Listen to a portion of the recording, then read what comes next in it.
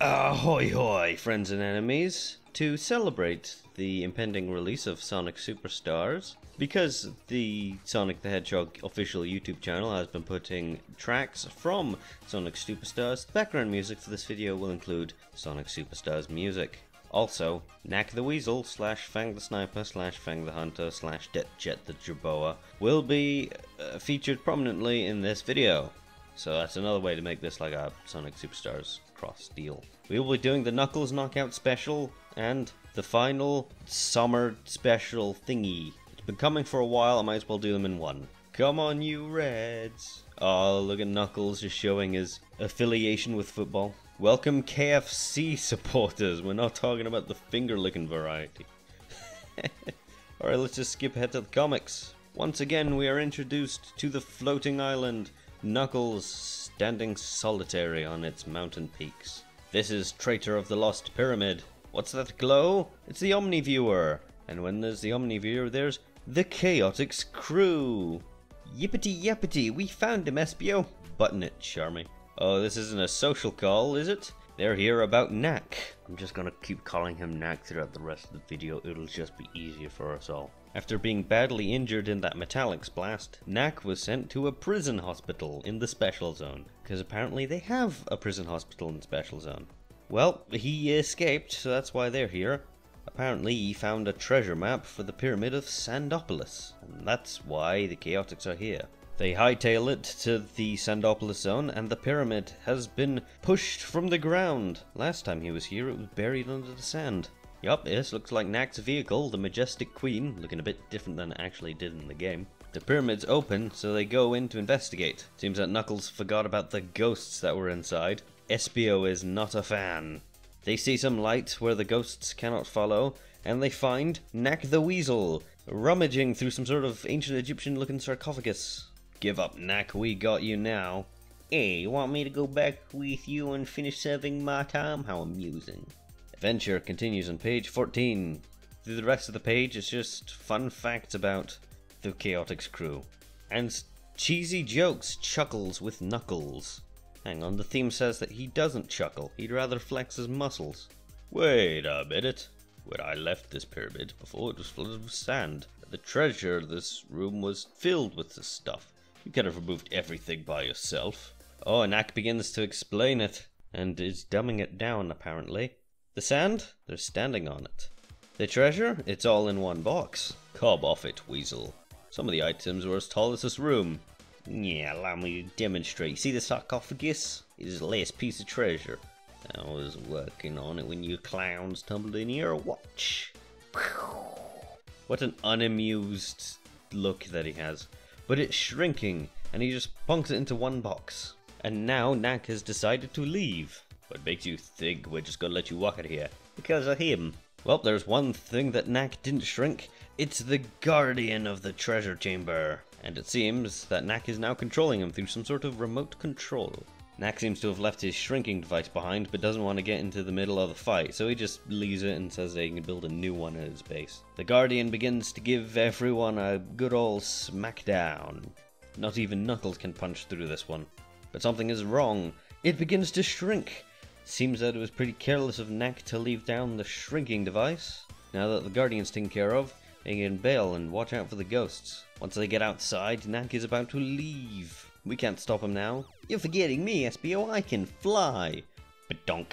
Well, Charmy is still proving to be useless as ever. Good thing Knuckles has been fiddling around with the device, and he has an idea on how to return the things to its original size. He zaps the ship, and all of the treasure, increasing in size, makes it explode. Well, it's back to the Special Zone jail for you. Guys, aren't you gonna help me pick up all this treasure? And then they leave. Thanks a lot. Next up is Jake's story. Everyone's asleep in the Mushroom Hill Zone that they don't notice an egg robo creeping through the shadows. The internal power supply is almost exhausted, but it needs something to power it. Like children. Oh, it's about to snatch one. The egg robo shoots away after being witnessed, and Jake, he's gone. The townsfolk contact Knuckles as immediately as they can. Knuckles makes his way to Lava Reef Zone where the villagers said he was headed. No sign of the kid. He must already be inside the Badnik, because they used the the animal says, living batteries. If you can catch it off guard, you may be able to free the kid. Wham! He got caught! And there's a bunch of fire shooting out everywhere. It could be dangerous. Keep light on your toes, man. Knuckles ducks and then gives him a good old gash across the chest. But the egg robo has fallen onto one of the lava chutes and burns and explodes. Oh no, how will Knuckles ever tell the villagers that Jake had died? Knuckles, he's back. Hey, listen to this. Not now. There's something important I've got to do. How will I be able to tell Jake's mother what happened? This is surely the toughest thing I've ever had to do. Never mind. Looks like Jake's still alive. Turns out that before he tried to grab him, he hid in the cupboard. You could hear lots of shouting, and it was ages before he had the nerve to come out. Well, looks like Knuckles doesn't have to tell anyone anything at all.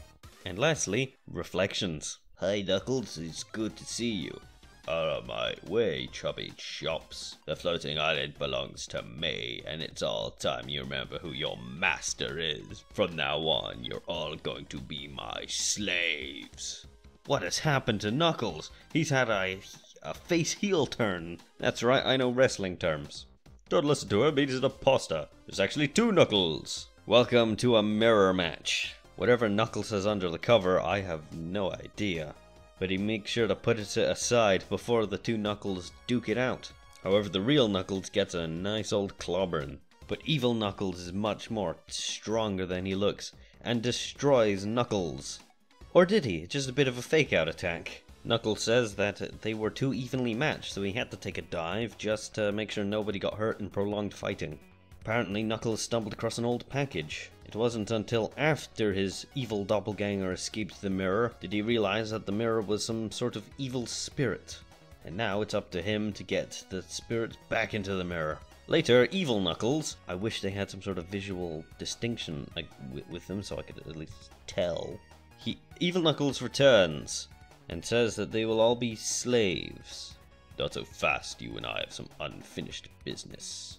Knuckles begins a chase and turns around the corner. Ah, you've decided to turn around and fight. Excellent. This is the end for you, Knuckles. Haha, it was a trick. He's now back in the mirror. And to make sure he stays there, smash. Pity. That mirror would have looked cracking in my bedroom.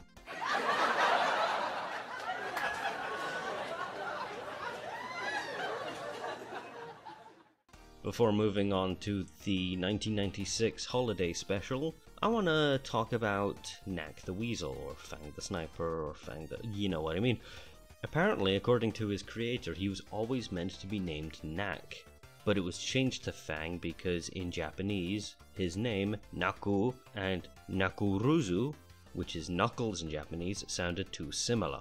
So they changed it to Fang, but kept the name Knack in English because, you know, it's more apparent in English that Knack and Knuckles are completely different. Also, in the recently released Sonic Superstars tie-in comic, it's revealed that all of Fang's names are canon, and because he's a criminal mastermind, he has to engage in, you know, identity fraud. Alright, let's crack on. Story 1, Breakout, by Nigel Kitching, art by Nigel Dobbin. Metropolis' own high-security prison. A familiar figure awaits ready to strike. A bunch of pajamaed prisoners are escaping through the side. Hi, how did you get out of your cells?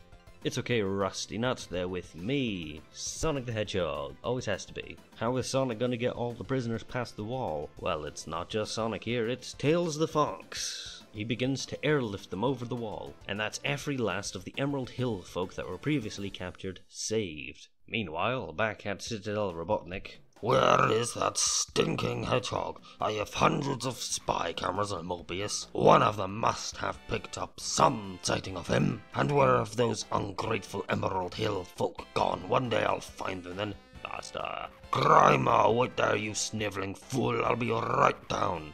Oh no, I think Dr. Robotnik's in one of his moods. This is your fault, Grimer. You're supposed to find Sonic. You need a good strangle to make you work better. No. Master, I've come to tell you that we found Sonic. Well, why didn't you say so, dear boy? Elated from the news, he leaves to find his beauty, some sort of spider tank. Meanwhile, on the edge of the city, a star post has been set up in order to transport everyone to the floating island. However, before the prisoners can escape, Dr. Robotnik's spider egg has arrived. Come out and be destroyed. That's the end of part 1, but skipping some character bios, much like in the previous, we now go to part 2. Tails has to keep the prisoners out of sight, while Sonic takes on Robotnik solo. He's a bit cocky, he doesn't think this tank will give him any trouble at all, but he's quite overconfident and is now trapped within pincers. Since he's about to be destroyed in a matter of seconds, Robotnik might as well taunt him and reveal how he managed to locate Sonic in the first place. The spiny rodent is yeeted right into the wall, and emerges as Super Sonic, the evil Margaret Thatcher Tory-eyed version of Sonic who's evil. And in his superpowered mode, he crushes the egg tank thing into little dust of metal and stuff. Robotnik seems to have escaped and the prisoners are peeking out. But Super Sonic decides to destroy the pig instead. Shoom! From the smoke-ridden crater, Sonic emerges, and he killed one of the Emerald Hill folk. Which one? Which one? It was the pig.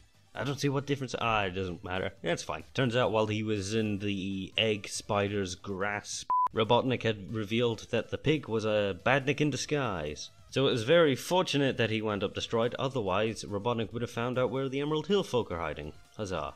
Next up is Sonic vs. Short Fuse. Remember Short Fuse, the Cybernik? He's a squirrel that got caught in a suit of armor. Techno the Canary is giving him a little bit of a checkup, asks whether he'd like a bite to eat. Sadly, Short Fuse cannot eat anything, he absorbs energy from sunlight from his solar receivers. You never would have thought Dr. Robotnik being into renewable energy sources. Badniks are deployed above the workshop, and so he jets off into the skies. One of the egg robo-badniks throws a control disc onto his back, and Short Fuse is now under the control of Dr. Robotnik. A few hours later, in the Rocky Desert Zone, Sonic, Amy, and Tails are cleaning up the mess of a bunch of badniks they destroyed. Look out! It's a bird! It's a plane!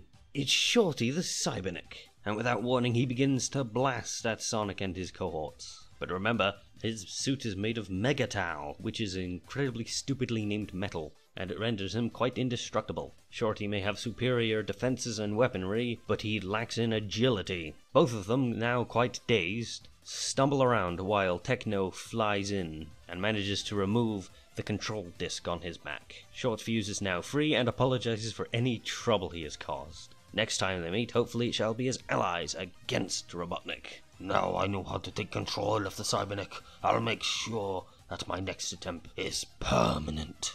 On the next page, we actually have a nice little diagram of the Short Fuse Cybernik armor. We also got a little bit of a press release for the upcoming Sonic Extreme.